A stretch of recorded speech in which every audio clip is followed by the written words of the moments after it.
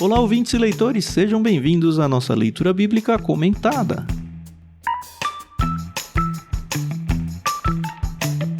Eu sou o Thiago André Monteiro, vulgo Tan, estou aqui com a Carol Simão e com o Thiago Moreira e hoje é dia da gente dar uma passadinha no hospital lá em Levítico e conversar sobre doenças de pele.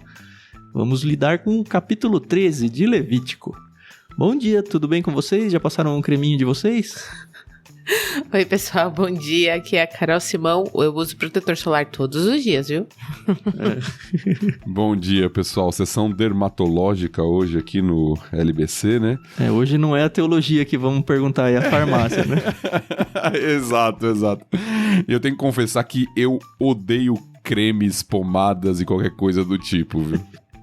A Rê sempre fala, passa protetor, passa... Cara, tem que ser muito especial o momento pra eu passar, e normalmente eu passo na careca e rosto e olha lá. E olhe lá, né? Eu não gosto de passar nada assim, me fico incomodado. Minha esposa também briga comigo, mas faz parte. É isso aí. Não, a Rê toma banho e aí depois passa uns óleos e sai tudo melequenta. Precisa! Aí eu falo, Rê, você tomou banho, o que você tá tudo melecada? Hidratada ela sai, entendeu? Bom, eu tenho meu potinho ali de shampoo, que provavelmente é o mais barato dos 30 potes que tem lá, mas quem é homem sabe o que é isso aí, né? Ai. Pelo menos eu não tomo banho com sabão de pedra, de sabão de louça, assim. Sabão de banheiro, pelo menos.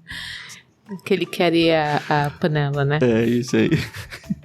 Bom, hoje a gente vai falar sobre doenças, né? A tradução, a maioria das traduções que eu vi é a lepra. A gente vai ver que não é exatamente a lepra dos dias de hoje, né? A gente vai explicar isso melhor. E apesar de ser um capítulo bem longo, não acho que vai ser um capítulo que dê muito pano pra manga em coisas diferentes. A gente tem duas divisões muito claras no capítulo, então a gente vai, obviamente, dividi-lo em duas partes também. A primeira vai do verso 1 até o verso 46 e do 47 até o final. Se a Carol não mentiu, ela que fez a leitura na semana passada, então ela vai ser poupada dessa parte aí. Obrigada. Eu vou fazer a leitura do...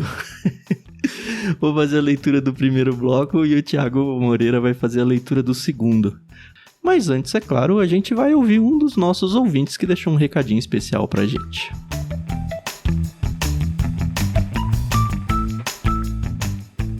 Oi pessoal do LBC, eu sou a Juraci, eu sou daqui de Goiânia, sou portadora de deficiência visual, mas sempre escuto o LBC.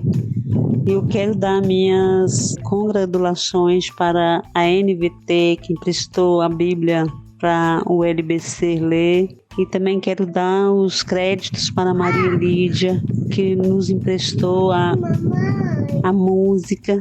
E eu quero agradecer muito vocês, porque eu sempre ouço o LBC e tenho aprendido muito com os ensinamentos do pastor Thiago Moreira, da Carol e do Tan. E eu quero mandar um abraço para vocês e que esse projeto venha seguir até o fim. Um abraço para todos.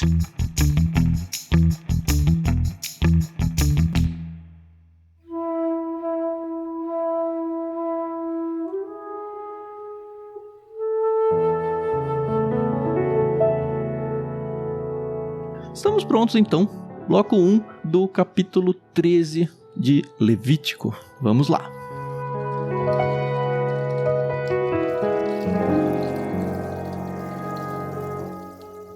O Senhor disse a Moisés e a Arão: se alguém tiver um inchaço, uma erupção ou uma descoloração que possa ser sinal de lepra, essa pessoa será levada ao sacerdote Arão ou a um de seus filhos.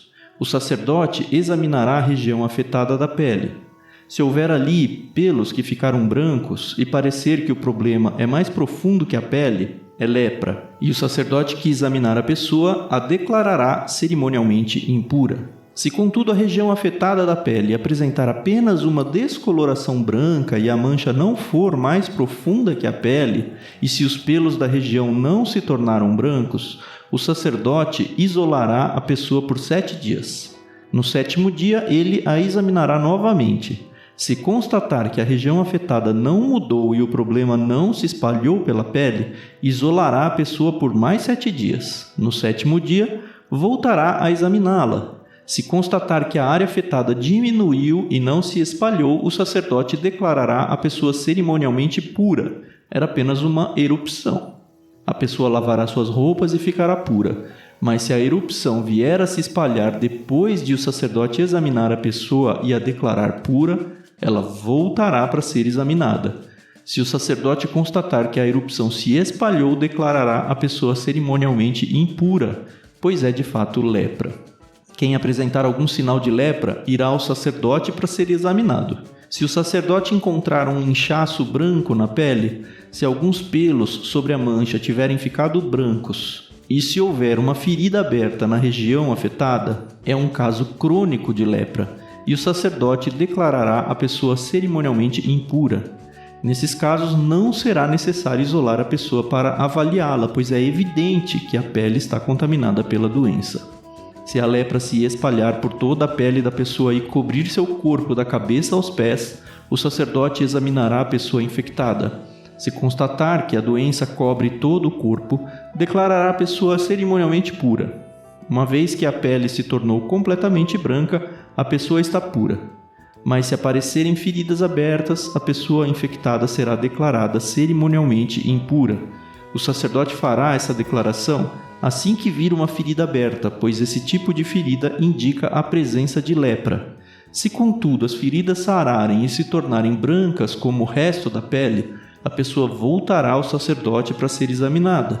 Se as regiões afetadas tiverem de fato se tornado brancas, o sacerdote declarará a pessoa cerimonialmente pura e assim ela estará. Se alguém tiver na pele uma ferida purulenta e ela sarar, mas surgir em seu lugar um inchaço branco ou uma mancha branca avermelhada, a pessoa irá ao sacerdote para ser examinada. Se o sacerdote a examinar e constatar que a mancha é mais profunda que a pele, e se os pelos da região afetada tiverem ficado brancos, o sacerdote declarará a pessoa cerimonialmente impura. A ferida purulenta indica a lepra. Mas se o sacerdote não encontrar pelos brancos na região afetada e parecer que a mancha não é mais profunda que a pele e até diminuiu, o sacerdote isolará a pessoa por 7 dias. Se nesse período a mancha ou o inchaço se espalharem na pele, o sacerdote declarará a pessoa cerimonialmente impura, pois é sinal de lepra. Se, contudo, a região afetada não aumentar nem se espalhar, é apenas a cicatriz da ferida, e o sacerdote declarará a pessoa cerimonialmente pura. Se alguém sofrer uma queimadura na pele e aparecerem na região feridas abertas de cor branca avermelhada ou completamente brancas, o sacerdote a examinará. Se constatar que os pelos na região afetada ficaram brancos e se parecer que a mancha é mais profunda que a pele, surgiu lepra na queimadura. O sacerdote declarará a pessoa cerimonialmente impura, pois sem dúvida é lepra. Mas se não encontrar pelos brancos na região afetada e se parecer que a ferida não é mais profunda que a pele e tiver diminuído, o sacerdote isolará a pessoa por 7 dias. No 7º dia, examinará a pessoa novamente. Se o problema tiver se espalhado na pele, o sacerdote declarará a pessoa cerimonialmente impura, pois sem dúvida é lepra. Se, contudo, a região afetada não tiver mudado ou se o problema não tiver se espalhado na pele, mas tiver diminuído, é apenas o inchaço da queimadura. O sacerdote declarará a pessoa cerimonialmente pura, pois é apenas a cicatriz da queimadura. Se um homem ou uma mulher tiver uma ferida na cabeça ou no queixo, o sacerdote a examinará. Se constatar que a mancha é mais profunda que a pele e tem pelos amarelados e finos, o sacerdote declarará a pessoa cerimonialmente impura. É uma ferida causada por sarna na cabeça ou no queixo. Se o sacerdote examinar a ferida e constatar que não é mais profunda que a pele, mas não tem pelos escuros, isolará a pessoa por 7 dias. No 7º dia, o sacerdote examinará a ferida novamente. Se constatar que ela não se espalhou, que não há pelos amarelados e que não parece mais profunda que a pele, a pessoa raspará todos os pelos, exceto na região afetada. Em seguida, o sacerdote isolará a pessoa infectada por mais 7 dias. No 7º dia, examinará a ferida novamente. Se ela não tiver se espalhado e se não parecer mais profunda que a pele, o sacerdote declarará a pessoa cerimonialmente pura. A pessoa lavará suas roupas e ficará pura. Mas se a ferida de sarna começar a se espalhar depois de a pessoa ter sido declarada cerimonialmente pura, o sacerdote a examinará novamente. Se constatar que a ferida se espalhou, não é necessário procurar pelos amarelados. A pessoa infectada está cerimonialmente impura. Se, contudo, a cor da ferida de sarna não mudar e pelos pretos voltarem a crescer na região afetada, a sarna está curada e o sacerdote declarará a pessoa cerimonialmente pura. Se um homem ou uma mulher tiver manchas brancas na pele, o sacerdote examinará a região afetada. Se constatar que as manchas brancas são opacas, é uma simples erupção de pele e a pessoa está cerimonialmente pura. Se os cabelos de um homem caírem e ele ficar calvo, continua cerimonialmente puro. Se caírem os cabelos da parte da frente da cabeça, ele simplesmente ficou calvo na frente e continua puro. Mas se uma ferida branca avermelhada aparecer na região calva, no alto ou na parte de trás da cabeça, é lepra. O sacerdote o examinará e, se constatar que há inchaço ao redor da ferida branca avermelhada em qualquer parte da calva do homem com aparência de lepra, o homem está de fato infectado com lepra e está impuro. O sacerdote o declarará cerimonialmente impuro por causa da ferida na cabeça. Quem sofrer de lepra rasgará as roupas e deixará o cabelo despenteado. Cobrirá a boca e gritará: impuro, impuro. Enquanto durar a lepra, ficará cerimonialmente impuro e viverá isolado fora do acampamento.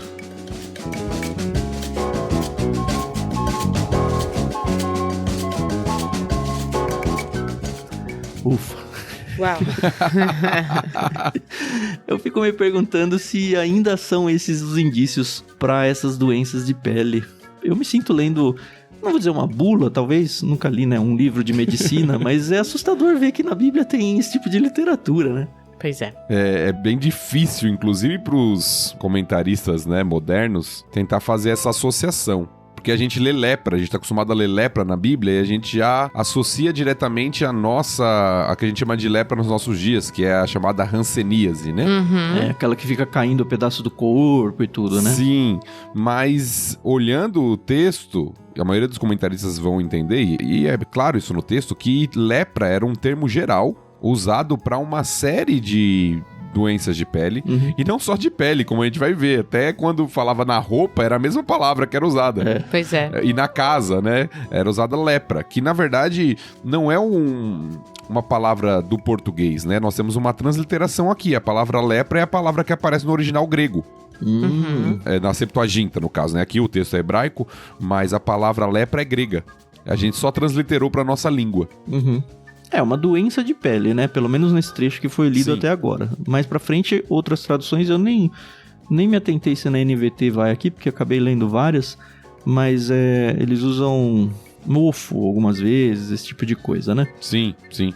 Então alguns, pelo que eu li, lendo alguns comentaristas, eles tentam fazer associações com doenças que nós conhecemos hoje, que tem outros nomes, né? Sim. Por exemplo, algumas descrições aqui parecem estar muito próximos do que hoje é chamado de psoríase, algumas de vitiligo, eczema. Então, tem algumas descrições que os autores, né, os comentaristas modernos, tentam fazer essa associação. A gente não sabe exatamente se é isso, mas a gente sabe que é uma série de questões dermatológicas que o texto está falando aqui. Sim. O que eu fiquei pensando é o ambiente físico mesmo deles é muito diferente do nosso, né? A gente vive dentro de casa, dentro de escritórios. Eles ainda vão entrar na Terra Prometida, né? A gente tá aqui pré-caminho de 40 anos pelo deserto. Imagina, sol pra caramba de dia, frio pra caramba à noite. A gente vai ver no segundo bloco que tem épocas que é mais úmido e mais propícia pra aparecer algum tipo de mofo, esse tipo de coisa. Mas eu acho que era um problema muito maior pro ambiente em que eles viviam do que o nosso hoje em dia. Assim, exposição ao sol praticamente constante ali, né? Por mais que se cubra com panos, roupas e tudo mais, era uma coisa bem comum até, talvez. Sim. E é bonito de ver essa preocupação de Deus em ensinar não só o povo, mas aos próprios sacerdotes, coisas como, olha, eu me preocupo com a contaminação do grupo. Então eu vou me preocupar em quem tem alguma doença que tem um potencial muito grande de se proliferar por contato. É importante que essas pessoas se afastem do grupo. É importante que ela mesma tenha a noção de que é importante para o todo que ela levante a mão e fale, olha, eu tô com um problema de pele, eu preciso ser avaliado, sabe? Era uma responsabilidade da pessoa buscar o sacerdote, não é que ninguém ficava pesquisando e olhando essa pessoa pegou e tal. Por mais que ela fosse, enfim, saísse de perto da sua própria família, tivesse que ficar, mesmo que por 7 dias, às vezes por 14, como a gente viu, né? Vai e volta, melhorou ou não, piorou. Ela era excluída da sociedade ali momentaneamente ou por talvez a vida toda, não sei. É uma questão de saúde pública que tá envolvida aqui também, né? Sim. Tem a questão da pureza que a gente tem falado, né? Da pureza cerimonial. Uhum. A ideia da pessoa ali por estar com alguma doença, né? Vamos colocar assim, ela estava considerada impura cerimonialmente, mas tem uma questão de saúde pública que tá envolvida aqui, né? Aqui ela também está cerimonialmente impura, né? O fim do verso 3 e várias vezes vai usar exatamente esse termo.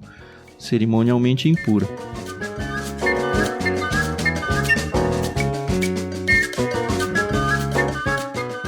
Eu imagino que existissem médicos ou pessoas que tratavam, né, parteiras, enfim, mas é interessante que essas pessoas que apresentavam esses sintomas tinham que ir até os sacerdotes, né, não num médico, por assim dizer. De uma certa forma ele fazia o papel dele, né? Fazia esse papel também, né, que fosse um clínico geral, talvez, quando você vai no hospital e tem aquela salinha a triagem, né? Pré-atendimento, a triagem.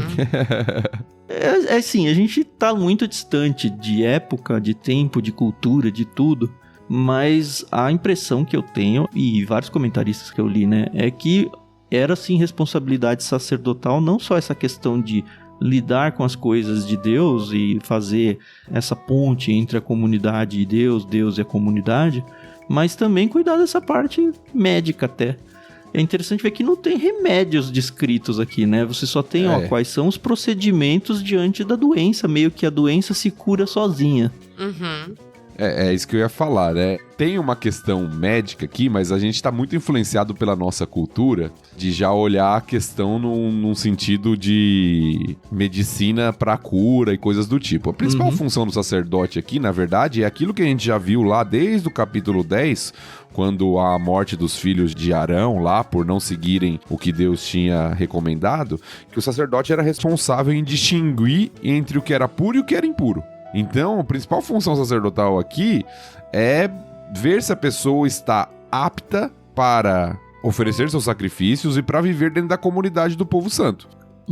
Então, ele não ia passar um tratamento para a pessoa, mas ele ia averiguar, de acordo com a própria lei de Deus, se aquela pessoa estava apta ou não para viver dentro da comunidade.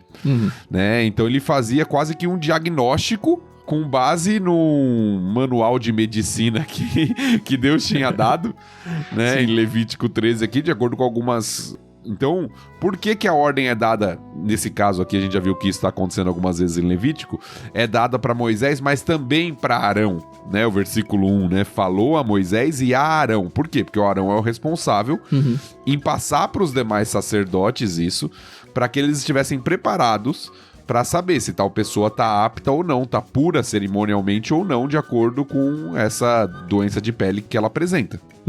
E aí tem todo o procedimento, né? A gente vai falar um pouco sobre isso. A pessoa vai lá, se apresenta. Em alguns casos é identificado diretamente, em outros casos a pessoa fica numa espécie de quarentena. Vamos ver se vai evoluir ou não essa doença. E aí tem toda a descrição detalhada, né? Que novamente nos mostra a preocupação de Deus de ter um povo puro, santo ali, né? Dentro do seu povo.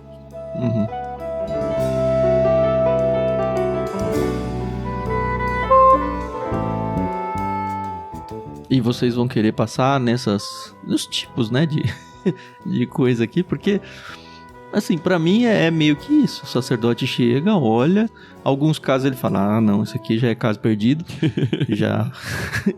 já é. Outros, né, não sei, vamos ver, segura aí e vamos acompanhar, vai, fica um tempo, volta e, não, agora foi, agora não foi, voltou, vamos, não é tratar, né, vamos decidir como que a gente vai lidar no seu caso aí. E aí tem essas coisas de, pelo ficou branco, pelo ficou amarelo, é um tipo, é de outro tipo. Eu tô ficando com os pelos tudo branco. Então fiquei preocupado. Eu não gosto dessa parte biológica da coisa, sabe? Eu tenho uma queimadura feia no braço, que cicatrizou bem de quando eu era criança. E eu tenho a calva, né, na cabeça, que talvez me levasse pelo menos pro sacerdote olhar. Mas a calvície não era considerado impureza, né? Você tá livre, tá livre. Então, ele falou, não, é puro ainda, né? Senão Eliseu tava na roça também, né? Não, mas a gente brinca, né? É um contexto completamente diferente do nosso, né? A gente brinca sobre isso, mas o princípio aqui que a gente tem visto, né? Nos últimos capítulos, nessa sessão, né? Começou lá no capítulo 11 e vai até o 15, é como Deus se preocupava com a pureza do povo. Com a não contaminação, questão de saúde, como a gente falou também, mas também aquele símbolo de inteireza, né, de perfeição que a gente tem falado, né? O animal que tinha que ser sacrificado, ele não podia ter nenhum defeito. Sim. O sacerdote, ele não podia ter nenhum defeito.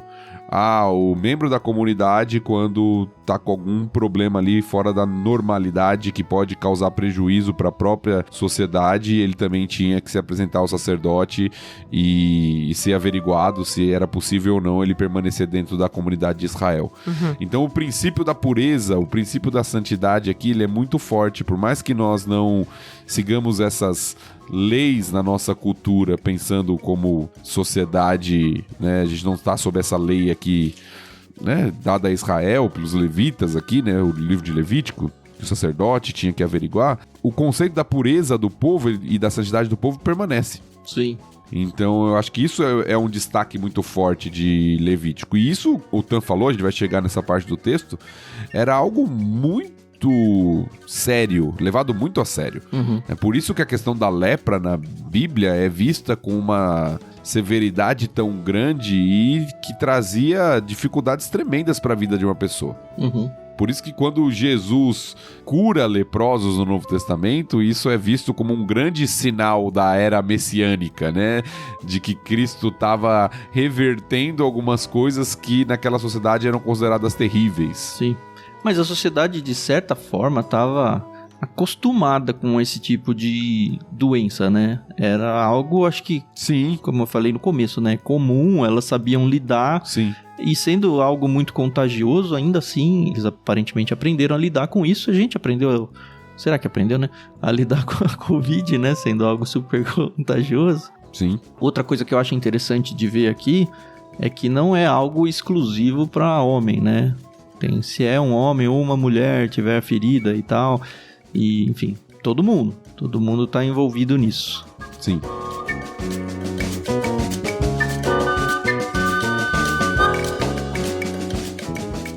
O texto ele divide, talvez a gente vai passar um por um, por causa da própria repetição do texto e de que às vezes o procedimento é praticamente o mesmo, mas o texto, a parte que o Tan leu, ele é dividido em alguns tipos de doença de pele, né? Acho que isso é bom a gente citar, pelo menos. Aparentemente, dos versículos 2 a 8, nós temos a primeira distinção. É um inchaço, erupção, né? E descoloração. Isso, inchaço, uma mancha brilhante em algumas versões na pele, né, ou algo do tipo. Aí tem a forma do sacerdote avaliar, né, como que ele vê se aquilo é grave ou não. Se o pelo se tornou branco, se a lesão é mais profunda do que a pele. Então tem alguns critérios ali para ele avaliar. Bom, se a lesão parece ser mais profunda... É tudo visual, né? Sim. Não tem corte, não tem nada. Não. Se a lesão é mais profunda que a pele, parece que está impuro. Então ele é excluído do acampamento. Ele vai chegar nisso aí. Ele vai viver isolado da comunidade. Ele, se alguém se aproximar, ele tem que gritar que ele está impuro para não tocar, não chegar próximo da pessoa e não transmitir essa impureza para ela. Ele entra num estado quase de luto, né? Os mesmos sinais de luto são apresentados aqui, né? Negócio do cabelo, rasgar as jogar vestes. sujeira, né? Exato, né? Eu vi um pastor brincando sobre isso, né? Os sinais de luto da antiguidade, né? Rasgar as vestes, deixar o cabelo desarrumado. Ele falou, parece os jovens da nossa cultura. Roupa rasgada, cabelo bagunçado. Já tinha emos naquela época, já. Mas era um sinal de luto, né, da sociedade antiga aqui. Uhum. E aí tinha aquele procedimento, né? Bom, se parece superficial... Vamos esperar. Isso, vamos ver. É estresse, é virose, é isso? Burnout. Você fica ali de quarentena, 7 dias, volta... Se o sacerdote avalia, ainda não tem certeza, mais 7 dias. Então tem todo um zelo, todo um cuidado para verificar se de fato aquilo era algo grave, que poderia ser transmissível a outras pessoas, que de fato tornaria a pessoa impura ou não. Não era algo leviano, né? Não era aquela consulta que você vai, o médico nem olha na sua cara, te dá uma receita e te manda embora, né? Não, tinha todo um cuidado para verificar se de fato aquilo se enquadrava ou não dentro do que Deus tinha passado para o povo. Sim. Vocês já assistiram aquele filme Ben-Hur? Tem 2 versões, uma bem mais antiga e uma mais nova. E eu lembro que o mais antigo eram 2 fitas, bem assim, o filme é bem longo. Eu lembro que eram 2 fitas, mas eu não tenho memória de ter visto, não. Então, eu não lembro assim muita coisa, mas eu sei que o Ben-Hur, ele é escravizado, é o protagonista, mas a história se passa ali nos tempos de Cristo. Uhum. Não conta a história de Jesus, mas... Contexto, a cultura. O Ben-Hur tá vivendo isso, já... tem um profeta que tá aí, que tá fazendo milagres, blá, blá, blá. E tem uma cena que, gente, se você é fã de Ben-Hur, eu posso estar falando uma grande bobagem aqui, aí você vem e corrige a gente. Se eu não me engano, é a irmã dele, que ela se descobre com lepra. E tem todo, assim, esse sofrimento que é descrito aqui na Bíblia, porque eles sabem que é uma doença incurável, eles sabem que a partir de agora ela vai ter que viver à margem da sociedade, etc e tal. E realmente mostra ela se afastando e morando numa parte da cidade onde só tem leprosos e tal. E é engraçado que no filme eles só podem, quem não tem a lepra, só pode ir até um determinado local e eles tentam conversar. E no filme eles alimentam as pessoas, enfim. E aí tem, de novo, é paralelo com a história de Cristo. Então no momento em que Cristo é crucificado, isso não é um spoiler, tá bom, gente? No momento em que Cristo é crucificado, no filme chove, e aí o sangue de Cristo, ele vem cinematográfico, lavando tudo ali. Vem lavando tudo e cura muitas pessoas que têm lepra, incluindo a irmã do Ben-Hur. Bonito. Eu lembro, assim, que foi uma coisa muito chocante pra mim, porque eu não tinha ainda a dimensão do que era a lepra. Eu era pequena quando assisti esse filme, e achei muito bonita essa parte, e... Eu não sei, né? Eu gosto de pensar que isso aconteceu. Registro bíblico a gente não tem disso. O que a gente tem registro bíblico, por exemplo, é muita gente ressuscitando, né? E as pessoas esquecem desse trecho aí. Quando Jesus é morto, tem o terremoto e várias pessoas saem da cova no cemitério, sabe? Um negócio que eu vi poucas pessoas pregando sobre isso, mas tá lá, tá nos evangelhos. E Jesus no seu ministério... né, aí durante seu ministério, curando leprosos, né? Isso sim. Sim. Tem a história lá dos 10 leprosos, né? Mas essa de chover sangue é bem cinematográfico mesmo. Então. Tem os 10 leprosos. A história dos 10 leprosos é bem interessante, né? Tá em Lucas 17, se eu não me engano. A gente passou por ela já em Lucas, né? Mas é uma história que mostra... uma comunidade de leprosos. Eles viviam de fato à parte, fora da comunidade. Eles faziam seus próprios grupos. Tanto é que naquele texto Jesus está passando numa fronteira entre uma cidade e outra, e aí esses leprosos veem Jesus passando. Sim. E aí clamam pela misericórdia dele, ou seja, eles viviam à parte mesmo, nas regiões fronteiriças ali, nas regiões fora da comunidade, exatamente. Fica fora do acampamento. Exato, e aí Jesus, esses homens pedem por cura, Jesus fala, vão lá e se apresentam ao sacerdote, exatamente o que o texto de Levítico 13 está falando aqui. Eles tinham que ir lá e se apresentar perante o sacerdote, e aí quando eles estão indo, eles são curados. Olha aí. Na fé, né? E só um deles volta para agradecer Jesus. Né? E é samaritano, inclusive, né? O que mostra que até essa questão da lepra, ela é tão severa, mas tão severa, porque judeu não se misturava com samaritano. Mas lá funcionou. Mas aqui você tinha um grupo que estava misturado, por quê? Porque já era excluído, já era considerado impuro. Então tem judeu e samaritano vivendo junto numa comunidade de leprosos, no que era incompreensível para o judeu puro, vamos colocar assim, né? Sim. Que loucura, né? Temos vários textos, né, sobre essa questão da lepra na escritura. O próprio texto de Miriam. Você falou da irmã do Ben-Hur aí, né? É verdade. Mas a irmã de Moisés, quando se rebelou contra a liderança de Moisés, ela ficou leprosa. Passou a quarentena e tudo, né?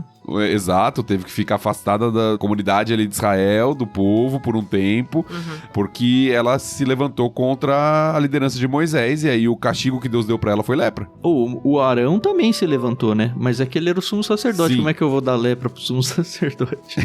É verdade, Eu pode acho ser por que isso. foi por né? isso que ele não pegou ali, viu? Sim. Não tá muito claro ali na Bíblia, mas as entrelinhas pra mim é meio por aí.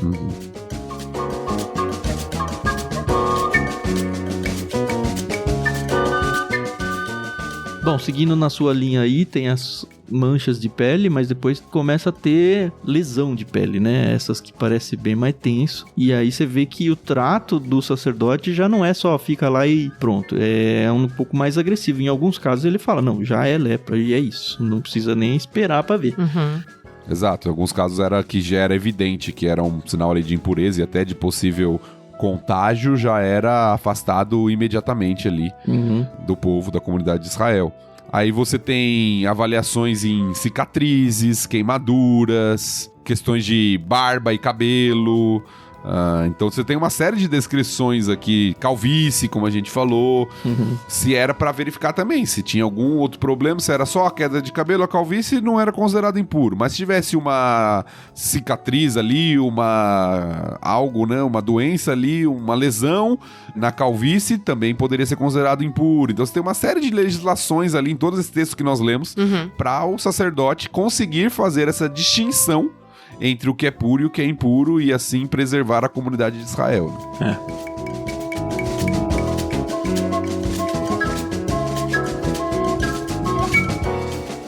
Pra mim esse trecho encerra lá no 45, né, com um resumo do que foi tudo, né? E essa de não, ó, quem sofrer lepra rasgará suas roupas, o Tiago já falou algumas coisas sobre isso, né? E deixará o cabelo despenteado, cobrirá a boca e gritará impuro, impuro. Isso é para que outras pessoas que não estão infectadas não se aproximem, né? Sim. Não é à toa que quando esses 10 leprosos chamam Jesus, eles gritam de longe. Sim. Eles não vêm até Jesus, eles nem podiam chegar perto de Jesus. E como a gente citou, né, isso era visto tão severamente que os sinais que a pessoa fazia ao ser diagnosticada com a lepra era quase um mesmo sinal que era usado para luto, né? Ou seja, a pessoa ali tá sendo considerada, tá morta, né? Ela tá morta pra vida em comunidade. Sim. E meio que é tudo que ela tem ali, né? Sim. Ela não pode produzir nada, sei lá. Essa ideia de que viver isolado é algo bom é uma ideia muito moderna. É muito da nossa cultura. Pro mundo antigo, o isolamento era considerado uma tragédia. Você viver fora, você ser afastado, ser tirado da comunidade. Por isso que muitas das coisas graves da lei eram, bom, você vai ser excluído da comunidade de Israel. Essa era a maior consequência que alguém poderia ter.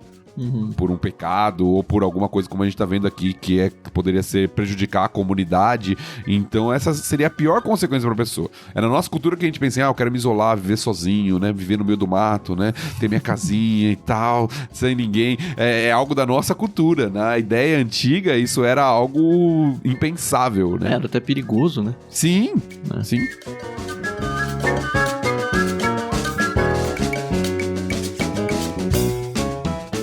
Agora, antes da gente virar de bloco, eu fiquei me perguntando, como é que a gente arranca algum tipo de aplicação para nós hoje em dia? Tentando talvez fazer um paralelo dessa da impureza. Estou impuro, estou em pecado e não, eu tenho que avisar a minha comunidade eclesiástica que eu estou em pecado? Será? Mas assim, de verdade, eu não consegui tirar algo muito claro. Não sei se vocês têm alguma ideia do que a gente poderia aplicar, além dessa questão da gente, e também já falamos várias vezes, né? A necessidade de você estar puro diante de Deus, e você estar pronto para adoração e tão perfeito quanto, assim, não sujo, não impuro, né? Isso é o que eu tô querendo dizer. Uma vida impura que vai lá diante de Deus e no domingo vai lá cantar e louvar, sendo que o coração tá longe. Essa é a aplicação mais óbvia que eu imagino para esse texto. Mas não sei se tem alguma coisa além disso. Eu acho que tem algumas coisas, né, que a gente pode fazer alguns paralelos olhando de forma geral nas escrituras, né? Primeiro, todo problema, vamos colocar assim, que inclui aqui a doença de pele, né? Ele tem como origem a queda. Uhum. Não é que você tá doente porque você pecou, não é isso que eu tô falando. Mas toda desordem no mundo, toda impureza no mundo entrou por causa da queda. Sim, sim. Que é da Adão e Eva, você diz, né? Isso, da rebelião do homem contra Deus, né? Do Sim. pecado original. Então nós vivemos em um mundo caído. Nós vivemos em um mundo em que nós vamos sofrer problemas. E isso, de alguma forma, aponta para o nosso fracasso como seres humanos, de forma geral. Todos nós aqui estamos sujeitos aos efeitos da queda. Sim. Todos nós somos potenciais leprosos, entre aspas. Uhum. Todos nós estamos em impureza, em contaminação. E a única forma de resolver isso definitivamente que as escrituras trouxeram foi a salvação por meio de Jesus Cristo. É por isso que é interessante notar que muitas vezes nas profecias messiânicas, Cristo é aquele que não apenas nos salva do pecado, mas sara as nossas enfermidades, as nossas feridas. Essa alusão sempre é feita. Sim, é verdade. Né, quando se fala da obra de Cristo. Ele é aquele que vem para remover todos os efeitos que o pecado trouxe sobre a nossa realidade. Uhum. Então, quando a gente já está aplicando isso à luz do Novo Testamento, o que o autor aos Hebreus vai fazer, né? Cristo como o nosso sumo sacerdote perfeito, né? Aquele que vai não apenas averiguar a nossa condição, mas transformar a nossa condição por meio do seu sangue, porque ele é o sumo sacerdote e o próprio sacrifício, é que nos livra, inclusive, dessas impurezas e imperfeições que nós estamos e que são redimidas na cruz. Sim. E vale, de novo, parênteses, já falamos em outros episódios, que não é porque você entregou sua vida para Jesus que você não adoece ou que você tem que ser curado da sua própria doença que você tinha antes da sua conversão. E eu falo isso porque, infelizmente, a gente sabe que tem uma linha evangélica que vai para esse lado mesmo, que fala, você tá doente, ou você adoeceu, ou você não curou, te faltou fé. E, cara, não cai para esses lados não, tá? Por favor, isso vai te fazer mais mal e vai te afastar de Cristo, infelizmente. Sim, os efeitos do pecado serão revertidos definitivamente na glória. Amém. Assim como o povo de Israel tinha que lidar com os efeitos aqui, né? E nem sempre as pessoas eram curadas, às vezes tinham que viver fora da comunidade, como a gente tá vendo. Então, ser povo de Deus não significa ter saúde perfeita, necessariamente. Não significa não ter problemas. Nós vemos em um mundo em que essas coisas existem, elas são lembranças para nós de que nós não estamos no nosso verdadeiro lar. Definitivo.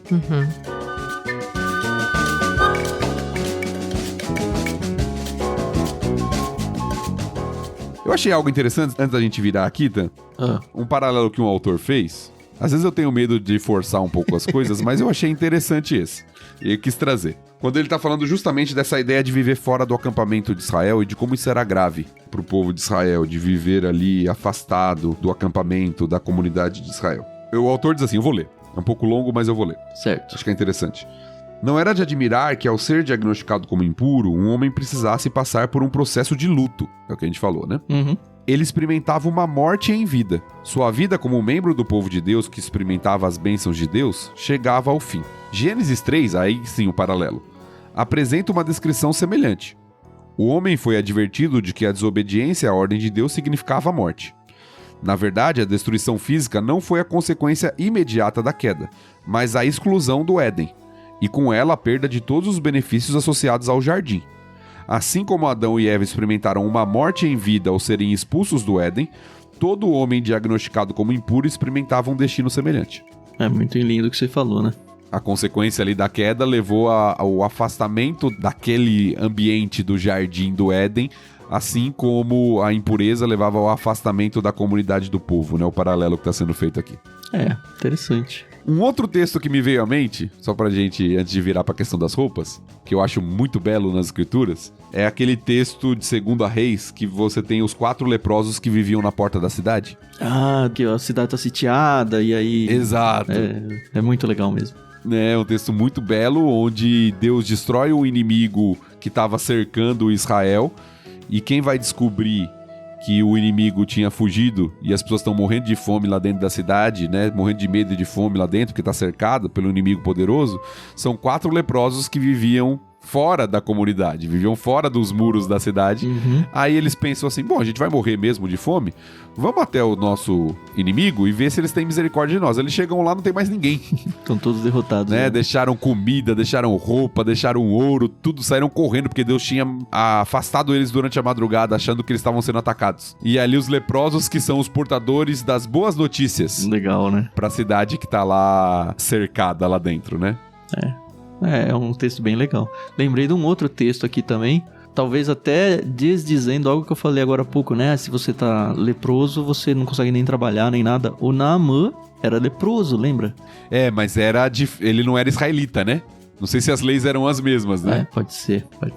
Mas ele vem e interage ali, traz as mensagens do rei, etc. E tem até a cura dele lá. Eu não lembro qual dos profetas que curam ele. O Eliseu ou Elias, eu sempre... Se eu não me engano, é Eliseu. Cara, eu tenho muita dificuldade com esses dois. Eu confundo também. Eu conheço as histórias e eu nunca sei. Mas isso aí foi com Elias ou com Eliseu? Se eu não me engano, é Eliseu. Tanto é que Eliseu, né, fala que ele deveria mergulhar 7 vezes no Rio Jordão. No rio, isso. E aí tem o servo do Eliseu que pega a lepra porque quis pegar dinheiro do cara. Enfim, é uma outra história interessante. Mas me lembrei que ele era leproso, né? O Naamã. Sim.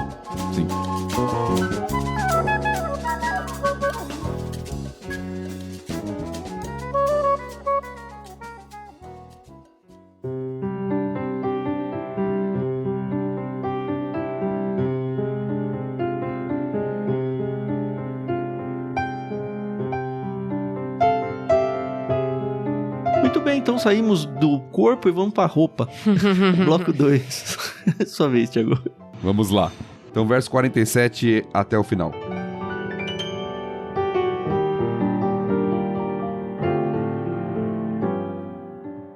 Quando o mofo contaminar uma peça de roupa de lã ou de linho, um tecido de lã ou de linho, a pele de um animal ou qualquer objeto de couro, e quando a região contaminada da roupa, da pele do animal, do tecido liso ou trançado, ou do artigo de couro se tornar esverdeada ou avermelhada, está contaminada com mofo e deverá ser mostrada ao sacerdote. Depois de examinar a região afetada, o sacerdote isolará o objeto afetado por 7 dias. No 7º dia, examinará o objeto novamente. Se a região afetada tiver se espalhado, a peça de roupa, o tecido liso ou trançado, ou o artigo de couro foi sem dúvida contaminado por mofo corrosivo e está cerimonialmente impuro. O sacerdote queimará a peça de roupa, o tecido de lã ou de linho, ou o artigo de couro, pois foi contaminado por mofo corrosivo. Deve ser completamente destruído com fogo. Se, contudo, o sacerdote examinar o objeto e constatar que a região contaminada não se espalhou pela peça de roupa, pelo tecido liso ou trançado, ou pelo artigo de couro, ordenará que o objeto seja lavado e depois isolado por mais 7 dias. O sacerdote examinará novamente o objeto depois de lavado. Se constatar que a região contaminada não mudou de cor depois de ser lavada, mesmo que a mancha não tenha se espalhado, o objeto está contaminado. Deve ser completamente queimado, quer o mofo esteja do lado de dentro ou de fora. Mas se o sacerdote examinar o objeto e constatar que a região contaminada diminuiu depois de ser lavada, cortará a mancha da peça de roupa, do tecido liso ou trançado ou do couro. Se a mancha reaparecer na peça de roupa, no tecido liso ou trançado ou no artigo de couro, é evidente que o mofo está se espalhando e o objeto contaminado deverá ser queimado. Se, contudo, a mancha desaparecer da peça de roupa, do tecido ou do artigo de couro depois de ter sido lavado, o objeto será lavado novamente e, por fim, estará cerimonialmente puro. Essas são as instruções referentes ao mofo, que contamina roupas de lã ou linho, tecidos lisos ou trançados, ou qualquer objeto de couro. É dessa forma que o sacerdote determinará se os objetos estão cerimonialmente puros ou impuros.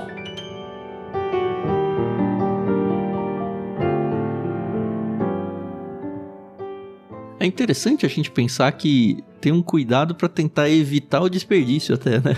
Porque você tá mofado, joga fora já logo. Não. Segura. E eu fico pensando no contexto de vida deles de novo, né? No deserto. Exatamente. Tem uma lojinha pra ele repor a roupa dele, sabe?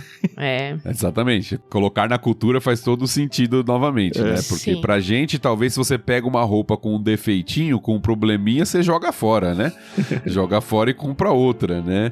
Não, eles estão no deserto, né? Eles vão ficar lá 40 anos por causa da desobediência ali, rodando no deserto. Sim. E até quando é visto visto o sustento de Deus sobre esse povo no deserto, até é afirmado que as vestes deles não se desgastavam, né, miraculosamente. Então não era veste em abundância. Nem as vestes, nem os sapatos, né? As sandálias. Exatamente, não era algo em abundância, né? Agora, é muito triste quando você tem uma bota, assim, de couro. Não sei, eu não tenho.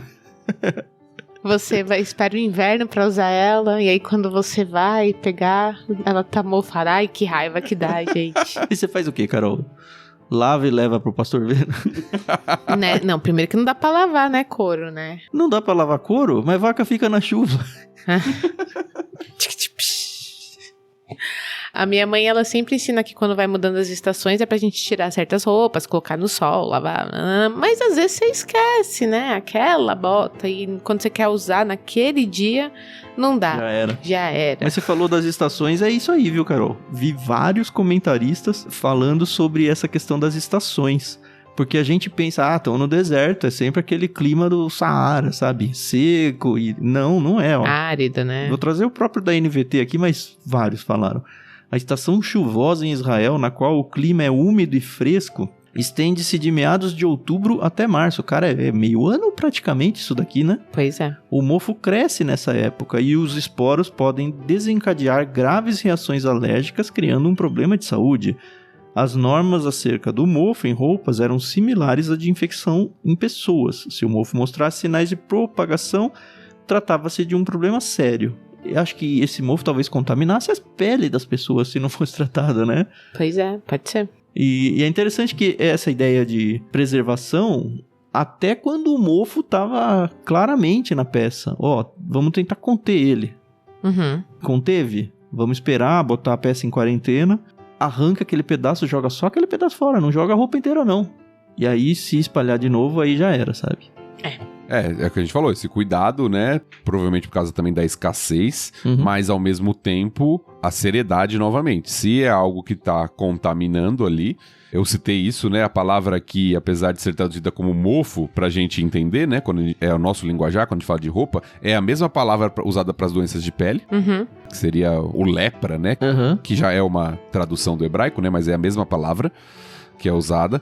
Então, se tá contaminado, mesmo que isso vai trazer prejuízo financeiro, vai trazer dificuldade, tem que ser queimado para não propagar e não contaminar o povo. A gente vai ver na semana que vem que isso vai se aplicar também a casas, né? Isso, em parede, esse tipo de coisa, né?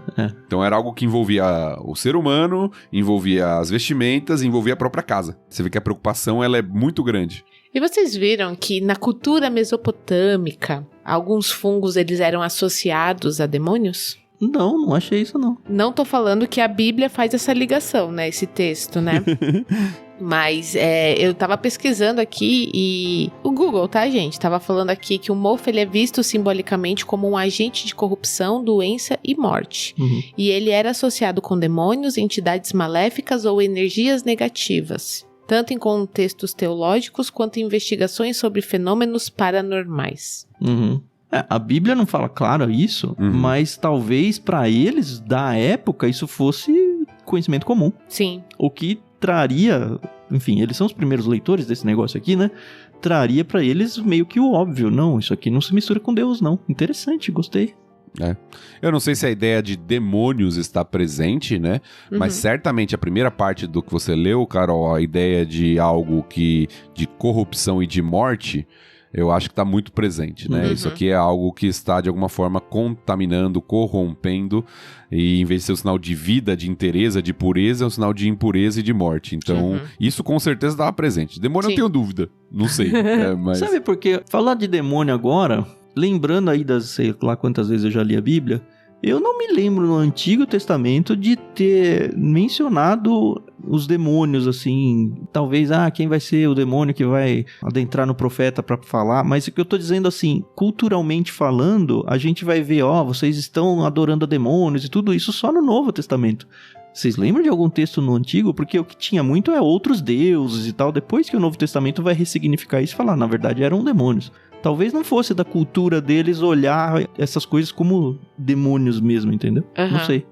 Você tem algumas coisas que aparecem nos textos bíblicos, mas de fato é muito mais presente essa sistematização da parte da angelologia, né, da demonologia no Novo Testamento. Né? Você tem, evidentemente, Satanás no Jardim do Éden. Não, que eles existiam, estavam lá sim. O que eu tô dizendo é essa noção da sociedade de que elas lidavam com demônios, entendeu? De alguma forma. Não sei se era tão comum. Você tem lá Jó, por exemplo, o começo do livro de Jó. Sim. Você tem o espírito enganador, né, como você disse, que é colocado na boca do profeta para trazer ali uma mensagem e tal. Então você tem indícios de atuação, né, maligna, mas isso não é tão frequente como, de fato, é colocado no Novo Testamento. Tá bom, o que a gente faz hoje em dia se encontrar nossas roupas com um mofo? Joga fora? Doa? Geralmente joga fora, né? Leva pra igreja, né? Pra doar. Ai, que Tem gente que faz isso, não, né? Aí não.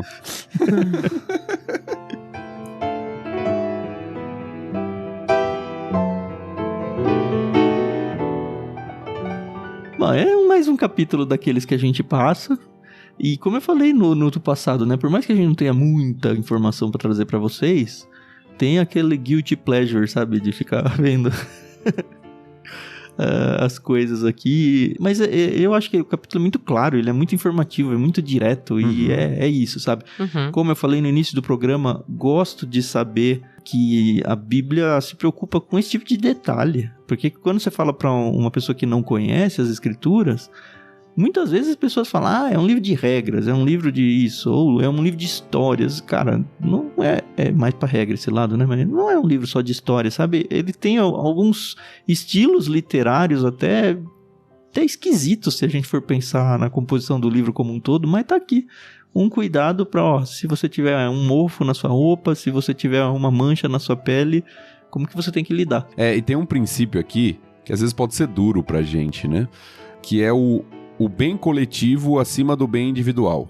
Esse é talvez uma aplicação boa, né? A gente acabou de passar historicamente por uma pandemia, né? E a gente viu como houve relutância de muita gente de seguir algumas coisas, né? Pensando no bem coletivo. Né, algumas recomendações sanitárias e coisas do tipo. Protocolos e aqui, protocolos e coisas do tipo. E muitos cristãos, né? Que eu vi, viu? Muitos cristãos. Não, isso aí... E é isso, é se colocando na frente do próximo. Exatamente. Aqui o desconforto individual, ele não poderia colocar em risco o bem-estar coletivo. Então, se a pessoa ela tá com aquilo, ela vai viver excluída da comunidade, e pode parecer muito severo pra gente, muito duro na nossa cultura pensar isso, mas era pro benefício da coletividade. Sim, e a pessoa mesmo se declarava com a mancha, ou com eu tô aqui... Porque se a gente for pensar para o coração humano, o mais comum seria ela, vou esconder aqui, tô com um negócio na perna, na coxa, no braço, eu vou andar só com mangas e pernas compridas aqui para ninguém ver e segue a vida. Ainda mais numa sociedade onde as roupas de fato eram roupas compridas, ninguém veria, né? Exato. Se não fosse algo que fosse autodeclarado, vamos colocar assim.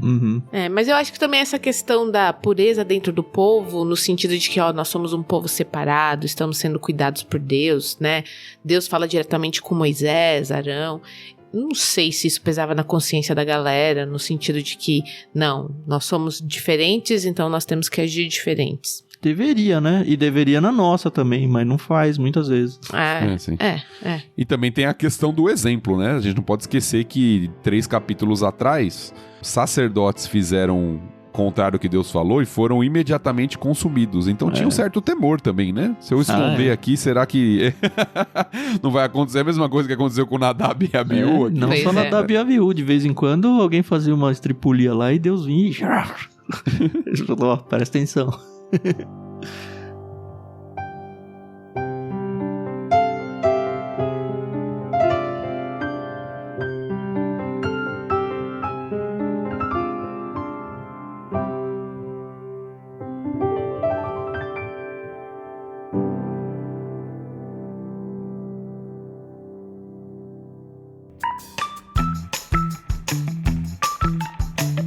Fechou.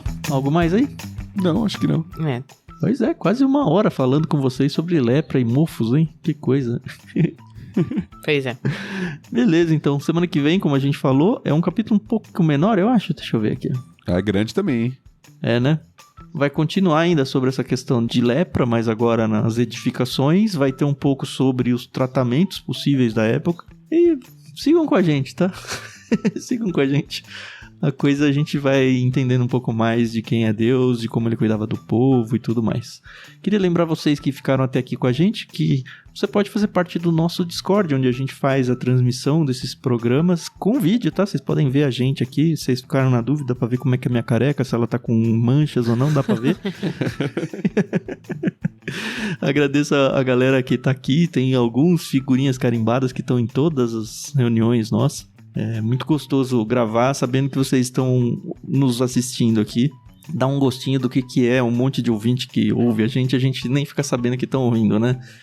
Mas fiquem aí com a gente, venham pra cá, é um espaço gratuito, é só acessar bit.ly/leitura coletiva, lá tem leituras da Bíblia, lá tem leituras de outros livros, dá pra gente bater um papo aí ao longo da semana e vocês ficarem pertinho da gente, tá? E se você quiser abençoar a vida do projeto aqui, fazer parte do sustento de produção e tudo mais, considera com carinho se tornar um dos nossos apoiadores, tá? A gente tem tudo na descrição do programa aí, dá pra você fazer via Pix, dá pra fazer com apoios mensais no Catarse, dá pra você fazer compras na Amazon através do nosso link de afiliado, algumas formas aí de você abençoar a vida do projeto, tá bom? Com isso eu me despeço, então semana que vem a gente tá de volta, se Deus quiser. Tchau, tchau. É isso aí, pessoal, eu agradeço demais o fato de vocês nos acompanharem, nos ouvirem aí por 1 hora, às vezes um pouco mais. É realmente um prazer para nós conversarmos sobre Deus e eu espero que vocês estejam crescendo tanto quanto nós. Então a gente se ouve no próximo episódio. Até mais. É isso aí, pessoal. Voltamos então, Levítico 14, semana que vem, para continuar aprendendo um pouquinho mais da palavra do Senhor juntos. Deus te abençoe.